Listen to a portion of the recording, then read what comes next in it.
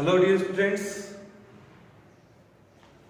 Previous classes में हमने बहुत सी लिटरेरी टर्म्स और फिगर ऑफ स्पीच के बारे में स्टडी की है और उसी सीरीज में आज जो टॉपिक हम डिस्कस करने जा रहे हैं वो ट्रेजेडी है। ट्रेजेडी एक ऐसी लिटरेरी टर्म, एक प्ले का ऐसा पार्ट जहां पर जो सैडनेस है वो शो की जाती है। इसे हिंदी मीनिंग में एक दुखांत नाटक भी कहा जा सकता है। तो ट्रेजेडी को बेसिकली समझने के लिए हम ये कह सकते हैं कि एक ऐसा प्ले जहां पर जो हीरो है प्ले का या हीरोइन है वो उस प्ले में काफी सफर करते हैं, काफी दुखों का सामना करते हैं और व्हेन दे डाई, हीरो और हीरोइन या तो दोनों मर जाएंगे या उनमें से कोई एक मर जाएगा, वहीं पर प्ले एंड हो जाता है। उस पूरे प्ले को ट्रेजेडी माना गया है या ट्रेजेडी का एक एग्जाम्पल कहा जा सकता है। इट मीन्स पूरा का पूरा प्ले एक खुशहाल जीवन से शुरू होकर दुखांत अंत तक पहुंच जाता है, उसे हम ट्रेजेडी कहते हैं। तो डियर स्टूडेंट्स, ट्रेजेडी को पढ़ने से पहले उसके बारे में हम कुछ बेसिक चीजें पढ़ेंगे। कितने पार्ट्स में उसे डिवाइड किया है, क्या क्या हमें ट्रेजेडी में देखना है, पूरा वाइडली हम पढ़ेंगे। लेकिन ट्रेजेडी का जो वर्ड मीनिंग है वो आपको अच्छे से क्लियर होना चाहिए कि ट्रेजेडी इट मीन्स एक दुखांत, कोई भी कहानी, कोई भी प्ले, कोई भी ड्रामा जिसमें जो हीरोइन और हीरो है वो एक प्रॉस्पेरियस लाइफ से एक सफरिंग लाइफ को जीना शुरू करते हैं and at the end of the story दोनों का डेथ हो जाती है, दोनों मर जाते हैं और वही प्ले क्या हो जाता है, वो एंड हो जाता है। That is the example of tragedy. तो ट्रेजेडी को पढ़ने से पहले हम ट्रेजेडी जो वर्ड है उसके बारे में जानेंगे। ट्रेजेडी ट्रेगोडिया जो वर्ड है वहां से लिया गया है, जिसका मीनिंग होता है द गॉड सॉन्ग। ट्रेगोडिया वर्ड है वहां से आया है, द गॉड सॉन्ग ट्रेजेडी का मीनिंग होता है। ठीक है, अब जब हम ट्रेजेडी को विविडली पढ़ना है, वाइडली पढ़ना है, तो इसकी कुछ बातों को हमें देखना है। जैसे हम आज पहले देखेंगे व्हाट इज ट्रेजेडी।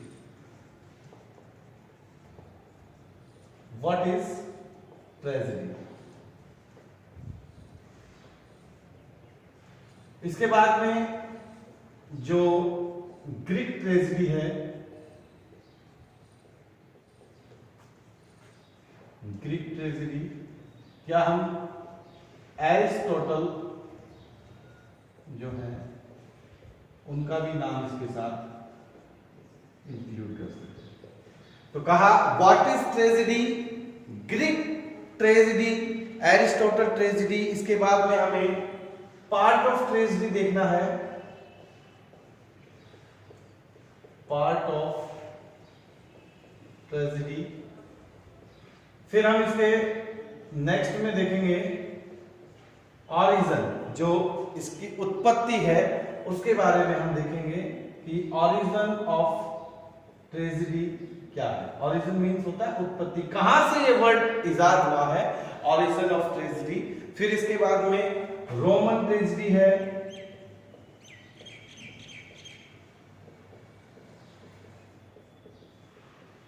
नेक्स्ट एक इंग्लिश ट्रेजेडी है,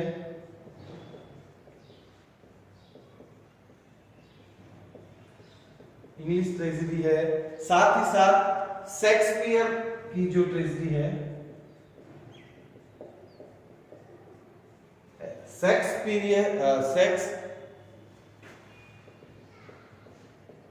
शेक्सपियरियन ट्रेजेडी, ये भी काफी इंपॉर्टेंट है, इसे भी हमें देखना है।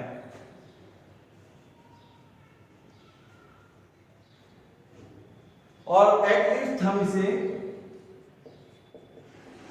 टाइप्स ऑफ ट्रेजेडी में भी डिवाइड करेंगे, जहां हमें पहली तो क्लासिकल ट्रेजेडी को स्टडी करना है और एक इसके बाद रोमांटिक जो हमारी ट्रेजेडी है उसको भी डिस्कस करना है। तो सो गाइस, एक बार हम अच्छे से ये देख लेंगे कि क्या क्या चीजें ऐसी हैं जो ट्रेजेडी से पहले हमें पता होनी चाहिए। जैसे उसकी डेफिनेशन पढ़ेंगे, व्हाट इज ट्रेजेडी, है क्या ट्रेजेडी। फिर ग्रीक ट्रेजेडी या इसे Aristotle tragedy, what is definition according to Aristotle, correct. Aristotle के अकॉर्डिंग क्या डेफिनेशन ट्रेजेडी की दी गई है। फिर इसके पार्ट ऑफ ट्रेजेडी, कितने भागों में ट्रेजेडी को डिवाइड किया है, या पार्ट का मतलब है कि उसमें कौन कौन सी चीजें इंपॉर्टेंस है, जैसे प्लॉट है, उसका कैरेक्टर है, सॉन्ग है, इट मींस वो सारी चीजें पार्ट्स ऑफ ट्रेजेडी में आएंगी। ऑरिजिन ऑफ ट्रेजेडी में हमें ये देखना है कि ये जो ट्रेजेडी वर्ड है या इस प्रकार की लिटरेरी टर्म कहां से इजाद की गई, सबसे पहले इसे कब यूज में लाया गया और लिटरेचर में इसके जो उपयोग हैं वो कितने जरूरी हैं या क्या यूजफुल है। फिर हम रोमन ट्रेजेडी के बारे में, इंग्लिश ट्रेजेडी, शेक्सपियरियन ट्रेजेडी, ये जो टाइप्स हैं ट्रेजेडी के, इनके बारे में पढ़ेंगे कि रोमन ट्रेजेडी में क्या है, इंग्लिश ट्रेजेडी क्या है। फिर क्लासिकल और रोमांटिक ट्रेजेडी किस प्रकार से होती है, कि ये सारे के सारे जो ट्रेजेडी के पार्ट हैं इन्हें हम नेक्स्ट क्लास में स्टडी करेंगे। आज केवल हम इतनी चीजों के बारे में स्टडी करने जा रहे हैं। तो आई थिंक आपको अच्छे से समझ आया होगा कि ट्रेजेडी एक प्ले का पार्ट है जहां पर एटलीस्ट जो वहां का हीरो है और जो वहां का एक्टर है, एक्टर जो है, नायक जो है, नायिका जो है, वो एक प्रॉस्पेरियस लाइफ से, अच्छे जीवन से, और इसमें जो नायक और नायिका हैं वो ना तो बहुत ज्यादा कोई विशेष गुणों वाले होते हैं और ना ही उनमें बहुत ज्यादा अवगुण होते। It means it is a basic combination, उसमें वर्च्यू और जो उसके अवगुण हैं वो दोनों मिक्स होते हैं। एक मिडिल क्लास लाइफ होती है वहां पर हीरो की, और वो किस प्रकार अपनी प्रॉस्पेरियस लाइफ को जीते हुए सफरिंग करता है, खुद अपनी कमी के कारण, कुछ कमी हो गई होगी या कुछ उसका जजमेंट गलत हुआ होगा, उसकी वजह से उसे सफरिंग करनी पड़ती है, सफर करना पड़ता है, और एटलीस्ट उसका जब एंड होता है तब ही वो प्ले भी खत्म हो जाता है। इट मींस जब उसके नायक या नायिका की डेथ होती है वहीं प्ले खत्म हो जाता है। इसे ट्रेजेडी का नाम दिया गया है। ट्रेजेडी का जो मेन मकसद है, या हम कहें कि इसका जो एम है, वो एक सोफिस्टिक सोसाइटी में जो लोगों में पिटी और फियर है उसको पैदा करना है, दया और डर की भावनाओं को पैदा करना इसका मकसद बताया गया है। तो सबसे पहले अगर हम बात करें डेफिनेशन की, तो ये एरिस्टोटल के अकॉर्डिंग डेफिनेशन है। काफी सिंपल डेफिनेशन एरिस्टोटल ने दी है और बहुत इंपॉर्टेंट है आपके लिए, अच्छे से एक बार आप देखेंगे कि tragedy is a representation of an action which is serious, complete in itself and of a certain length. It is expressed and made beautiful in different parts of the play. It is acted, not narrated. And by exciting pity and fear, it gives a healthy relief to such emotions. बहुत simple सी बात कही गई है। Aristotle बताते हैं, क्या कहते हैं कि tragedy is a representation of an action which is serious, कि ये एक ऐसे एक्शन को रिप्रेजेंट करती है ट्रेजेडी जो क्या होता है, सीरियस का मतलब गंभीर होता है, करेक्ट। कि एरिस्टोटल के अकॉर्डिंग ट्रेजेडी उस प्रकार के कार्य या उस प्रकार के एक्शन को रिप्रेजेंट करने का कार्य करती है जो एक्शन कैसे होते हैं, सोसाइटी के लिए सीरियस एक्शन होते हैं, complete in itself end of a certain length. और जब ये पूरी तरीके से पढ़ी जाती है, देखी जाती है, समझी जाती है, तो इसमें एक यूजफुल और लेंथ जो है पूरी सर्टेन लेंथ, निश्चित लेंथ का यूज किया जाता है। Is expressed and made beautiful in different parts of the play, और जो प्ले के अलग अलग पार्ट हैं उसमें इसको एक्सप्रेस करने का प्रयास किया जाता है, या प्ले में अलग अलग पार्ट्स में इसे दिखाया जाता है, और बहुत सारे जो कैरेक्टर इसमें यूज किए जाते हैं उनका वर्क भी कैसा होता है, बहुत ब्यूटीफुल होता है। फिर कहा it is acted not narrated, ये क्या है, रंगमंच पर एक्ट की जा सकती है, इसे सुनाया नहीं जा सकता, इसे नैरेट नहीं किया जा सकता, है ना, इसलिए कहा it is acted not narrated. इसे वर्णन करके हम बता के, सुना के नहीं बता सकते कि ये कोई ट्रेजेडी है, क्योंकि वो जो मकसद ट्रेजेडी का होगा वो पूरा नहीं होगा। पूरा कब होगा ट्रेजेडी का मकसद, जब उसे क्या किया जाएगा, एक्ट किया जाएगा। इट मींस इसे जब ऑडियंस को दिखाया जाएगा, डायरेक्टली शो किया जाएगा, तभी इसका मकसद पूरा हो पाता है। इसलिए कहा it is acted not narrated, इसको एक्ट किया जाता है, नैरेट नहीं किया जाता। And by exciting pity and fear, और उसका जो मकसद है एक्ट करने का, लोगों में क्या पैदा करना, पिटी और फियर पैदा करना है, दया और डर को पैदा करना है। It gives a healthy relief to such emotions. और इसका मुख्य मकसद ये भी है कि जो हमारे इमोशंस होते हैं, हार्मफुल इमोशंस होते हैं, उन्हें हम क्या करें, वहां पर पैदा करें। ये इसका पूरा डेफिनेशन है। तो अकॉर्डिंग टू एरिस्टोटल, थोड़ा सा वाइड डेफिनेशन है लेकिन इसे बहुत इंपॉर्टेंटली शॉर्ट करके बताया गया है। अब अगर आपसे पूछेगा कि व्हाट इज ट्रेजेडी, तो according to Aristotle it is the definition of tragedy. Correct? Once I repeat, tragedy is a representation of an action which is serious, complete in itself and of a certain length. It is expressed and made beautiful in different parts of the play. It is acted, not narrated, and by exacting pity and fear, it gives a healthy relief to such emotions. Correct? ये बात हुई हमारे definition को लेकर। तो आप समझ गए कि according to Aristotle what is tragedy. अगर हम मीनिंगली बात करें, अगर हम ये कहें कि ट्रेजेडी समझने के लिए क्या है, तो एक दुखांत नाटक है जो क्या होता है, अंत में जब प्ले खत्म होता है तो दुख के साथ खत्म होता है, या उसको देखने के बाद ऑडियंस में पिटी और फियर के जो भाव है, इमोशंस है, वो पैदा होते हैं। तो आई थिंक आपको अगर ये डेफिनेशन को नोट डाउन करना है तो एक बार इसका स्क्रीनशॉट ले लीजिए।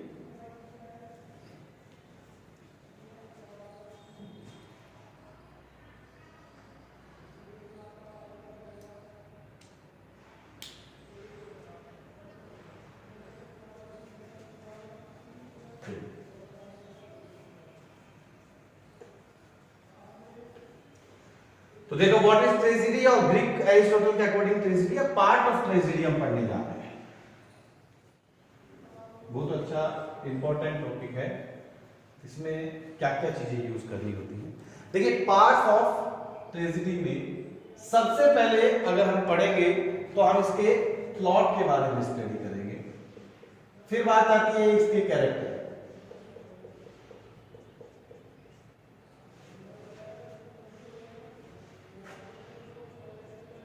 कैरेक्टर्स, प्लॉट हो गया, कैरेक्टर्स हो गया, इसके डिक्शन के बारे में बात करेंगे,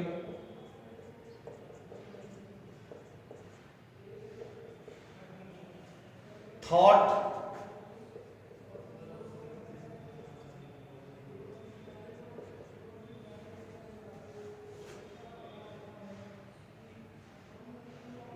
स्पेक्टर्स,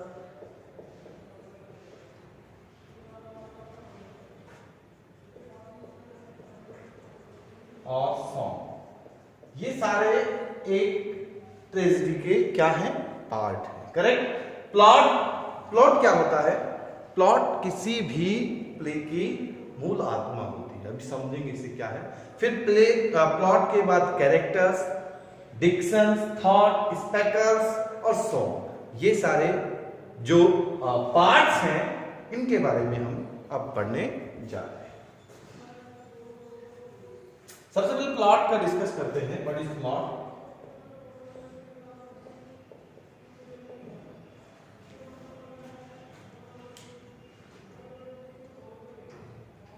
देखिए प्लॉट क्या है? प्लॉट ट्रेजेडी के जो सारे एक्शंस हैं, इट मींस जो हमारी ट्रेजेडी हम लिख रहे हैं, ट्रेजेडी के एक्शंस का आपस में लिंक शो करता है। मीन्स क्या हुआ? देखिए एक बार अगर हम ये कहें कि ये इसकी सॉल होती है, इसकी आत्मा होती है, इट मीन्स कि किसी भी ट्रेजेडी को लिखने के लिए सबसे जो इंपॉर्टेंट है वो क्या है? उसका प्लॉट है। अब सर प्लॉट है, ट्रेजेडी की आत्मा है, मतलब क्या है इसका? मतलब ये है, मान लीजिए एक प्ले शुरू हो रहा है, ठीक है, यहां से उसकी स्टार्टिंग है, ये उसका मिडिल है और ये उसका एंड है। करेक्ट? जब कोई भी प्ले शुरू होता है तो वहां पर स्टोरी यहां से शुरू हो रही है, फिर उसका मिडिल आता है और एंड आता है, तो जो घटनाएं पूरी स्टोरी में चलेगी उनका आपस में क्या होना चाहिए? एक दूसरे से लिंक होना चाहिए। आप मूवी देखते हैं तो मूवी में उस प्रकार से लिंक होता है, जैसे 3 इडियट्स आपने देखी है तो वो बैक रिप्ले में चलती है, स्टार्टिंग में बैक रिप्ले में शुरू होती है, फिर नेक्स्ट जनरेशन का उसमें सीन आता है और फिर मतलब उसको बैक और नेक्स्ट सीन को दोनों को मिक्सचर किया गया है। तो एक दूसरे से उस सीन को क्या कर रहे हो, जोड़ने का काम कर रहे हैं। वही बात प्लॉट की होती है कि वो जो ड्रामा है या जो प्ले है उसमें 3 पार्ट्स होते हैं किसी भी प्ले के। एक पार्ट मान लीजिए स्टार्टिंग है, कोई भी प्ले शुरू होता है, कोई भी मूवी, कोई भी जो सीरियल है वो शुरू होता है, तो एक पार्ट तो उसका शुरू वाला हो गया कि भाई अभी अभी शुरू हुई है मूवी, तो वो कौन सा पार्ट है उसका, स्टार्टिंग वाला पार्ट है। फिर जब आगे बढ़ती है तो थोड़ा बीच में पहुंच जाते हैं तो वो मिडिल पार्ट है, और एक पार्ट होता है कि अब वो खत्म होने वाली है। It means every movie, every drama, every play have 3 parts, और इन तीनों पार्ट्स का आपस में क्या होना चाहिए, लिंक होना चाहिए। लिंक का मतलब ही क्या है कि इनकी, इसकी स्टोरी, इसकी स्टोरी, इसकी स्टोरी आपस में क्या होनी चाहिए, किसी ना किसी कारण से एक दूसरे से जुड़ी हुई होनी चाहिए। ये काम होता है भाई इसका, ये होता है प्लॉट। तो हमने कहा कि इनका आपस में लिंक होना चाहिए। ट्रेजेडी में जो प्लॉट है वो उसकी क्या कहलाती है, वो उसकी आत्मा कहलाती है। और एक चीज और है कि ट्रेजेडी में सिर्फ ओनली 1 प्लॉट, केवल एक प्लॉट का यूज किया जाता है। इंपॉर्टेंट थिंग्स है, ध्यान रखिएगा तीनों बातें। क्या क्या बात कही ट्रेजेडी और प्लॉट के बारे में, ये इसकी आत्मा है, इसके बिना ट्रेजेडी पॉसिबल नहीं है। आपस में स्टार्टिंग, मिडिल और एंड का लिंक रहता है एक दूसरे के साथ में, और किसी भी ट्रेजेडी में केवल एक ही प्लॉट का यूज किया जाता है। समझ आया आपको क्या क्या बात कही हमने प्लॉट को लेकर, उसकी आत्मा, मूल आत्मा जिसे हम कह सकते हैं, क्योंकि इसके बिना ट्रेजेडी पॉसिबल नहीं है। एक दूसरे से लिंक्ड होती है सारी चीजें। और थर्ड है कि वो जो है उसका एक ही प्लॉट हो सकता।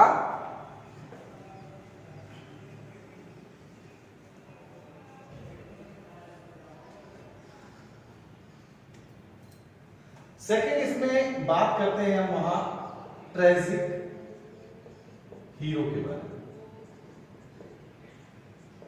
कि ट्रेजेडी का जो हीरो है, जो ट्रेजिक हीरो है, उसके बारे में सबसे बड़ी बात यह है कि वो ना तो बहुत अच्छा व्यक्ति होना चाहिए और ना ही बहुत बुरा व्यक्ति होना चाहिए। It means he is not good और नॉट बैड।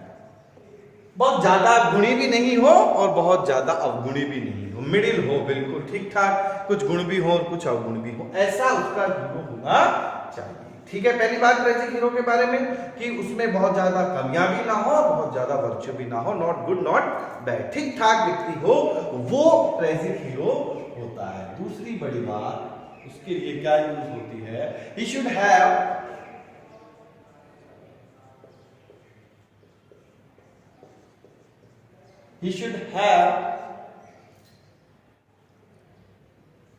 हमाशिया, नया वर्ड है, देखिए।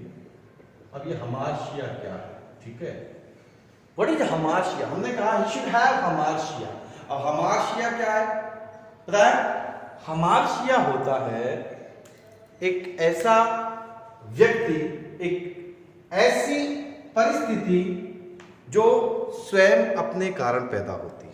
सर कैसी बात, मतलब क्या है, कोई व्यक्ति एक अच्छी भली जिंदगी को जी रहा है, प्रॉस्पेरियस लाइफ को जी रहा है। अब हो सकता है उसने कोई गलती कर दी, खुद की कमी, ठीक है। अगर आप एक अच्छा जीवन जी रहे हैं, समृद्ध हैं, धनी हैं, पूर्णतः आप खुश हैं, लेकिन जीवन में आपने कोई एक ऐसी गलती कर दी, हो सकता है आपका कोई जजमेंट गलत हो गया, जिसकी वजह से आपको प्रॉस्पेरियस लाइफ से सफरिंग लाइफ की ओर जाना पड़ता है। उस कंडीशन को हमाशिया कहा जाता है, ठीक है। तो ये जो सिचुएशन है वो हमाशिया कहलाता है। इट मीन्स अगर मैं इसे हिंदी डिफाइन करूं तो हम क्या कह सकते हैं, खुद की गलती, दूसरे की नहीं, कि भाई आपका पतन जो हुआ है वो आपके खुद के कारण हुआ है, किसी दूसरे व्यक्ति के कारण नहीं हुआ। समाज का उसमें कोई योगदान नहीं है आपको नीचे ले जाने के लिए, आपके पतन के लिए। आपका खुद का कोई जजमेंट गलत हुआ होगा, आपका खुद का कोई एक्शन गलत हुआ होगा। समझे? हमार्शिया क्या है? बहुत फेमस वर्ड है। हमार्शिया का मतलब है कि आप एक प्रॉस्पेरियस लाइफ को जी रहे हैं, अब आप सफर कर रहे हैं। बहुत सारे लोग जो समृद्ध जीवन को जीते हैं, लेकिन फिर क्या करना पड़ता है? जीवन में दुखों को झेलना पड़ता है, लेकिन उन दुखों के लिए वो व्यक्ति स्वयं जिम्मेदार है और कोई व्यक्ति, समाज, देश, राष्ट्र उसके लिए जिम्मेदार नहीं है। उसे हमार्शिया कहा जाता है। तो यहाँ tragic hero, not good not bad, and he should have hamartia, ये उसके अंदर होना चाहिए। ठीक है, उसमें खुद की गलती होनी चाहिए। इसको हम ऐसे कह सकते हैं कि उसमें कुछ गुण भी हो सकते हैं, प्लस में कुछ अवगुण भी हो सकते हैं। ऐसा नहीं है केवल गुणी गुणी हो, नहीं, उसमें ठीक ठाक जो एक मिडिल मैन होता है, वो मिडिल मैन का वैसे हिंदी मीनिंग बिचौलिया है, लेकिन मिडिल मैन का मतलब यहाँ हम बेसिकली ये समझ रहे हैं कि उसमें ना ज्यादा वर्षीय होंगे ना ज्यादा कमियां होंगी। तो ये हमारा ट्रेजिक हीरो होता है। ठीक है, अब ट्रेजेडी में सबसे पहले हमने क्या पढ़ा? ट्रेजेडी के लिए सबसे पहले प्लॉट के बारे में पढ़ा, कैसे उसको लिंक्ड बताया, क्यों वो सॉल्व है, किस प्रकार केवल ट्रेजेडी में एक ही प्लॉट को यूज किया जाता है। Second, tragic hero. ठीक है, ट्रेजिक हीरो के बारे में आपने देखा, क्या बात बताई। थर्ड, अगर हम इसके कैरेक्टर्स के बारे में बात करें, कैरेक्टर्स को लेकर एक चीज बड़ी बेसिक है कि किसी भी ट्रेजेडी के अंदर कैरेक्टर हो या ना हो, कोई फर्क नहीं पड़ता है। ठीक है, कैरेक्टर्स का इतना इंपॉर्टेंस नहीं है, लेकिन बड़ी बात यह है कि प्लॉट का होना जरूरी है। बस कैरेक्टर्स के लिए इतनी बात कही गई है कि पात्र किस प्रकार के होंगे, कैसे होंगे, क्या होंगे, कोई फर्क पड़ता नहीं है, लेकिन प्लॉट का होना बहुत जरूरी है। तो ये कैरेक्टर्स के लिए कही गई बात है।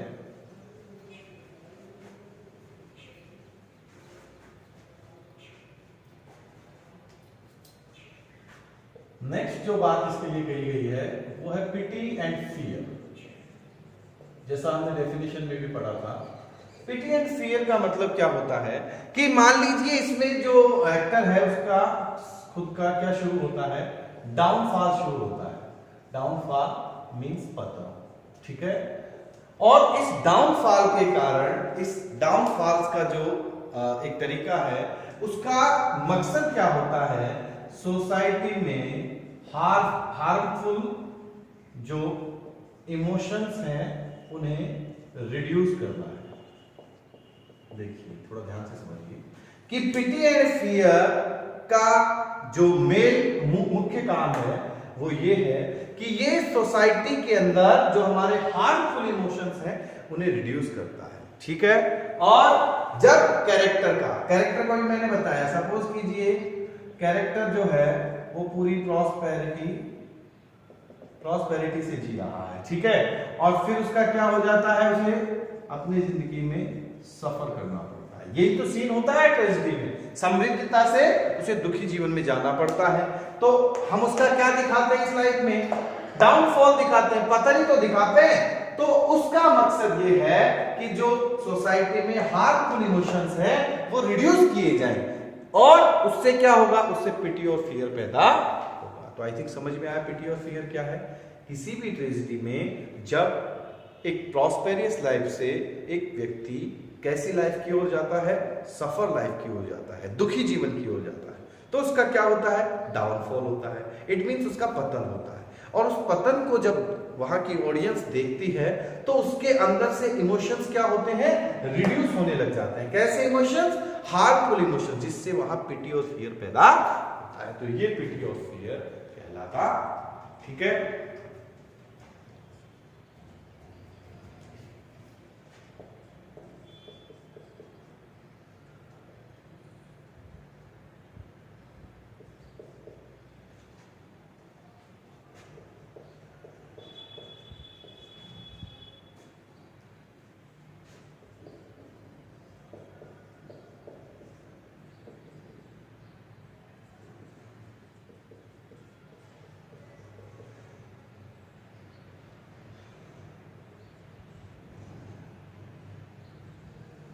थोड़ा सा बड़ा पार्ट है, इसकी जरूरत नहीं है।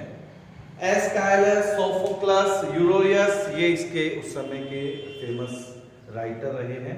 उनके बारे में भी इतना कोई जानने की जरूरत नहीं है, केवल आपको इतना ध्यान देना है। ठीक है, अब इसका फटाक से एक पार्ट वो देख लेंगे हम।